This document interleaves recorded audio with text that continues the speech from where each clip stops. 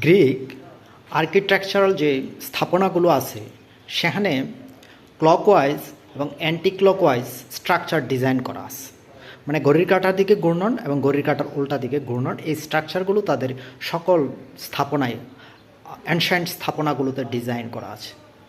এটা আমাদের এই চক্রগুলোকে আসলে রিপ্রেজেন্ট করে। চক্রগুলো যখন একবার ঘড়ির কাঁটার দিকে ঘুরে এবং ঘড়ির কাঁটার উল্টা দিকে ঘুরে, কিংবা আমাদের যে টর্নেডো সাইক্লোন হয়, ঘূর্ণন হইতে থাকে, আমাদের ইউনিভার্স ঘুরতেছে, আমাদের গ্যালাক্সি ঘুরতেছে, আমাদের প্ল্যানেট ঘুরতেছে, আমাদের এই ঘূর্ণনটা আসলে গ্রেভিটিকে কমায় ফেলে, কিংবা আমাদের বডিতে যে অহং আছে এই অহংটাকে কমায় ফেলে। যার কারণে আমাদের এই যে চক্রগুলো, আমরা যখন মেডিটেশনে গিয়ে কাউন্টার ক্লকওয়াইজ এবং অ্যান্টি ক্লকওয়াইজ ঘূর্ণন দেই, তখন আসলে আমাদের বডি থেকে অহং কমে যায়।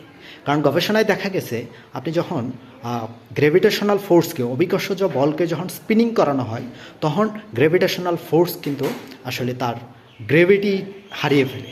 তখন সে, যখনই আপনার গ্রেভিটি কমে যাবে, তখন ওজন কমে যাবে, সময় কমে যাবে, টাইম থাকে না।